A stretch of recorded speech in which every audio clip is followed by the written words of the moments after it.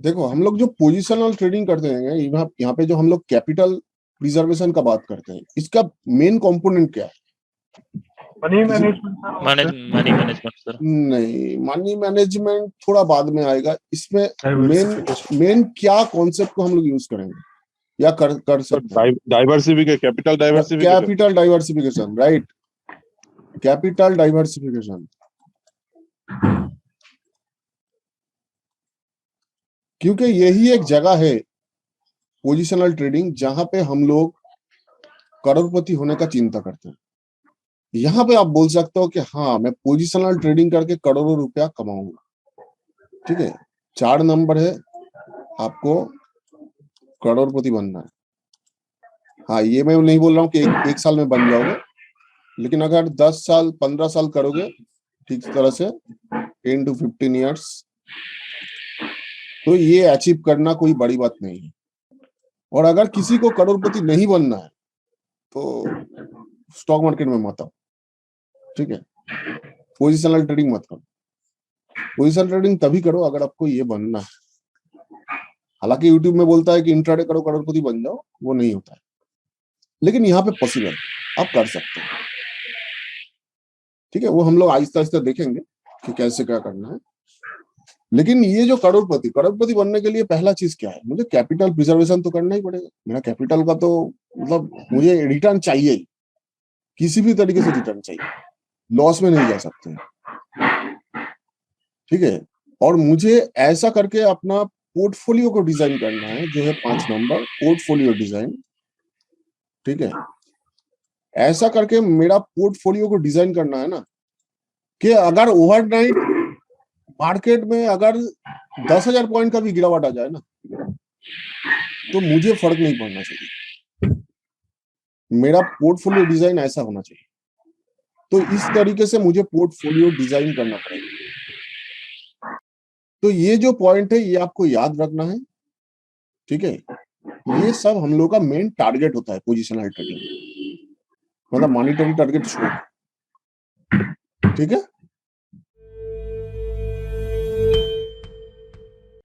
आगे बढ़ने से पहले कृपया इस डिस्क्लेमर को पढ़ लीजिए, ये बहुत ही महत्वपूर्ण है। तो पहला चीज हम लोग जो सीखेंगे वो है पोर्टफोलियो डाइवर्सिफिकेशन।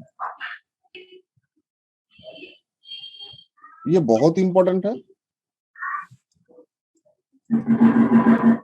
इसका कोई हार्ड एंड फास्ट रूल नहीं है, लेकिन जो बेस्ट केस सिनेरियो है वो मैं आप लोगों को बताऊंगा। आप इसमें थोड़ा थोड़ा छेड़छाड़ कर सकते हो। ऐसा नहीं है कि मैं जो बोलूंगा वो एकदम पत्थर के लकीर है, ऐसा कुछ नहीं।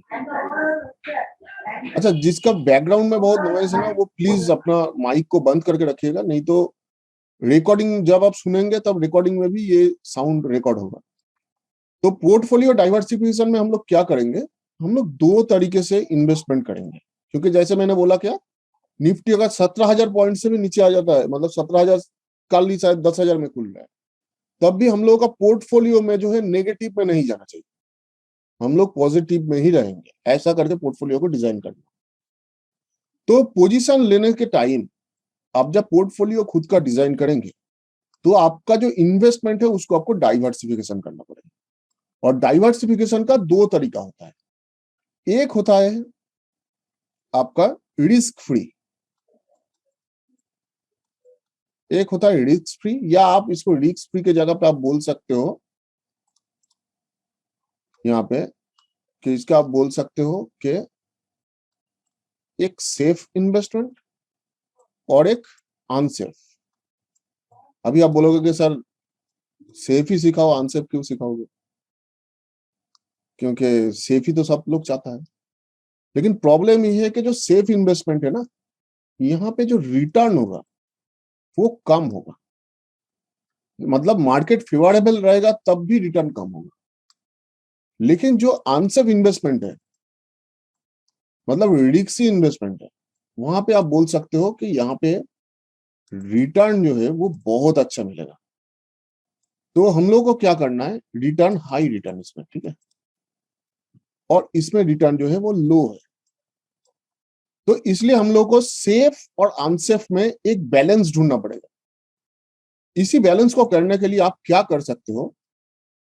जो भी हम लोग का कैपिटल होगा उसमें आप सेफ इन्वेस्टमेंट 40% इन्वेस्टमेंट आपका जो भी है वो सेफ की तरफ डाल सकते हो। ये हमेशा सेफ इन्वेस्टमेंट रहेगा। और जो अनसेफ इन्वेस्टमेंट जहां से आप हाई रिटर्न उठाने का कोशिश करोगे वहां पे आप अपना 60% ऑफ कैपिटल को डाल सकते हो। तो क्या हुआ, ये जो सेफ के तरीके है ये तो मेरे पास ये 40% के लिए कोई मेरा टेंशन नहीं रहा, ये तो लॉन्ग टर्म में मुझे अच्छा खासा प्रॉफिट दे के ही जाएगा। और जो अनसेफ है ये वाला फंड को हम लोग को थोड़ा सोच समझ के इन्वेस्ट करना पड़ेगा। सबको वॉइस क्लियर है ना मेरा? Yes sir. हाँ sir. Yes sir. Yes sir. और इन दोनों का जो रिलेशन है, जो इन्वेस्टमेंट करना है, ये पूरा का पूरा हम लोग स्टेप बाय स्टेप सीखेंगे कि कहाँ पे हम लोग कैसे इन्वेस्टमेंट कर सकते हैं, किस तरह से हाई रिटर्न जनरेट करेंगे, किस तरह से हम लोग सेफ इन्वेस्टमेंट की तरफ जाएंगे, सब कुछ सीखेंगे। और ये सिर्फ स्टॉक मार्केट का है, इसमें कोई म्यूचुअल फंड वगैरह नहीं आएगा, ठीक है? ऐसा मत बोलना कि सर म्यूचुअल फंड में करते, तो म्यूचुअल फंड में करना है तो दूसरे के हाथ में पैसा देना है तो दे दो। ये पूरा का पूरा हम लोग खुद ही करेंगे। अभी ये जो सेफ का 40% है ना, इसमें भी हम लोग क्या करेंगे, 3 टाइप का यहाँ पे डिवीजन करेंगे। एक हो जाएगा फिक्स्ड, ठीक है? फिक्स्ड मतलब फिक्स्ड डिपॉजिट नहीं है, मैं बाद में बताऊंगा। फिक्स्ड, और इसको हम लोग करेंगे डिफेंस सेक्टर में, डिफेंस में करेंगे। मतलब जब स्टॉक मार्केट गिरेगा तो ये बहुत तेजी से ऊपर जाएगा, ऐसा चीज में करेंगे, ठीक है? और ये एकदम सेफेस्ट इन्वेस्टमेंट होगा, इसके ऊपर आपको गारंटेड रिटर्न मिलेगा, ठीक है? ये है गारंटेड। फिर आपका आ जाता है और एक इन्वेस्टमेंट, ये भी फिक्स्ड है। इसमें हम लोग करेंगे, क्या करेंगे, ये हम लोग लगाएंगे इंडेक्स पे, इंडेक्स ईटीएफ पे। अभी कौन सा ईटीएफ पे लगाएंगे, कैसे लगाएंगे, वो मैं बाद में आऊंगा। इतना समझ लो कि इसको हम लोग इंडेक्स ईटीएफ में लगाएंगे। और थर्ड तरीके का जो इन्वेस्टमेंट करेंगे वो है आपका एसआईपी।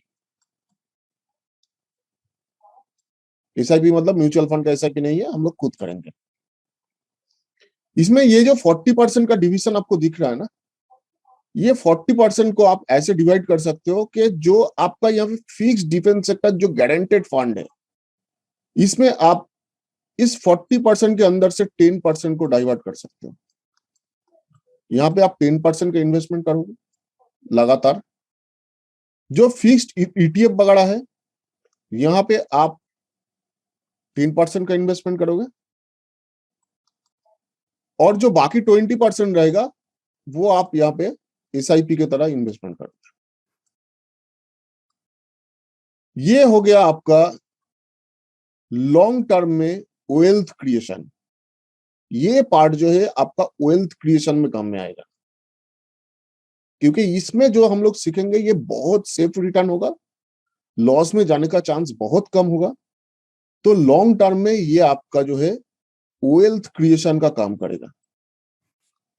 अभी कोई टेंशन मत लो, मैं सब कुछ सिखाऊंगा इसमें कैसे क्या करना है। और ये जो 60% हम लोगों ने यहाँ पे पैसा डाला है, इसको हम लोग क्या करेंगे, इसको हम लोग 2 या 3 तरीके से डिवाइड कर सकते हैं। एक है, आप अगर 3 तरीके से कर सकते हो तो शॉर्ट टर्म में करो। शॉर्ट टर्म बोलने से भी भूल होगा, इसको आप शॉर्ट टर्म भी मत बोलो, इसको आप बोलो माइक्रो टर्म। मतलब जहां पे आपका जो होल्डिंग है वो 3 से लेके 15 दिन के बीच में होगा। 3 से लेके 15 दिन के बीच में होगा, चाहे वो ऑप्शन में हो, चाहे आप कैश मार्केट में लो, चाहे आप फ्यूचर्स में लो। 3 से लेके 15 दिन के बीच में होल्डिंग में हम लोग काम करेंगे, इसलिए मैं इसको माइक्रो टर्म बोलता हूं, क्योंकि वैसे इसको हम लोग शॉर्ट टर्म भी नहीं बोल सकते हैं। और एक आप करोगे जो है शॉर्ट टर्म, शॉर्ट और मिड टर्म।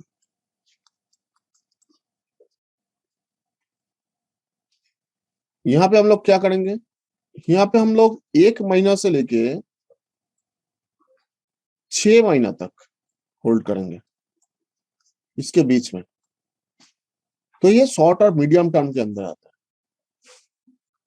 और एक आ जाता है लॉन्ग टर्म। तो वैसे भी हम लोग यहाँ पे एसआईपी पे कर रहे हैं, तो इसको यहाँ पे लॉन्ग टर्म हम लोग ऐड नहीं करेंगे क्योंकि ये तो आंसर है। यहाँ पे हम लोग करेंगे जो वो है मल्टी बैगर। मल्टी बैगर के पीछे हम लोग यहाँ पे इन्वेस्टमेंट करेंगे। तो ये जो 60% है, हम लोग जो मल्टी बैगर को पकड़ने का कोशिश करेंगे, मतलब मैक्सिमम इसमें जो होगा वो पेनी स्टॉक होगा। इसमें ज्यादा पैसा नहीं लगाना है, ठीक है। इसमें क्या है, खाने में जैसे नमक डालता है ना, ये वैसा चीज है, नमक जैसा देना पड़ेगा, एकदम छोटा अमाउंट। तो आप पकड़ सकते हो जो हम लोग का ये 60% के अंदर 5% होगा ना, वही हम लोग यहाँ पे इन्वेस्ट करेंगे, क्योंकि ये सबसे अनसेफ इन्वेस्टमेंट है। अगर रिटर्न दिया तो शायद आपको 30-40 गुना रिटर्न देगा, लेकिन अगर नहीं दिया तो नहीं दिया। तो इसमें हम लोगों को दाल में नमक बराबर इन्वेस्टमेंट करना है, क्योंकि अगर 5% का इन्वेस्टमेंट होगा ना, तब भी ये अगर रिटर्न देगा आपको तो शायद 5 into 40 माने मतलब 200% का रिटर्न देगा। तो बहुत रिटर्न है, मतलब आपका जो कैपिटल है उससे भी 4-5 गुना हो जाएगा। लेकिन ये गारंटेड नहीं है, एकदम ही मतलब क्या बोलूंगा, बहुत ज्यादा रिस्की है। तो इसमें हम लोग एकदम कम 5% जो है वो इन्वेस्ट करेंगे, वो भी 60% के अंदर मैं बोल रहा हूँ। 40% तो वैसे भी वेल्थ क्रिएशन में चला गया है। जो मिड टर्म और शॉर्ट टर्म होगा, ये मेरा ब्रेड एंड बटर होगा। मतलब जो इंट्राडे नहीं करेगा उनको लगेगा कि सिर्फ मुझे जो है पोजिशनल से ही पैसा उठाना है, ईयरली खर्चा निकालना है। तो ये मेरे लिए ब्रेड एंड बटर होने वाला है। इसमें आप सोच लो कि हम लोग जो पैसा लगाएंगे वो नियरली हम लोग अपना जो भी कैपिटल होगा उसका 40% के आसपास लगाएंगे। ये मेरा मेन होगा, ठीक है। या इसको थोड़ा आप इधर उधर कर सकते हो। और ये 45% छोड़ के बाकी कितना रहा, 15%, उसको हम लोग यहाँ पे जो माइक्रो टर्म है इसमें लगाएंगे। क्योंकि ये जो आपका आंसेप के अंदर भी ये जो चीज होगा आपका, ये आपका लगभग आप सोच लो कि अगर आप ठीक ठाक से करोगे तो आपका एक्यूरेसी जो है वो 95% के ऊपर होगा। और इसमें लगभग आपका जो रिटर्न ऑन कैपिटल आएगा वो आपका 40% के आसपास आएगा। मतलब जो भी आप कैपिटल इसमें डालोगे उसका 40% के आसपास रिटर्न आएगा, जो आप या तो उसको सेफ की तरह इन्वेस्टमेंट कर सकते हो, लेकिन नहीं तो अगर आप चाहते हो कि हाँ इससे मेरा घर चलेगा, तो आप उसको उठा के अपना घर चला सकते हो, वो आपके ऊपर। लेकिन हम लोग जो पोर्टफोलियो डिजाइन करेंगे वो इस तरह से करेंगे, जहां पे 40% जो है वो एकदम सेफ रहेगा, उसके ऊपर कोई हाथ नहीं डालेगा, और यही बढ़ते बढ़ते जो है 10-15 साल में आपको करोड़पति बनाएगा।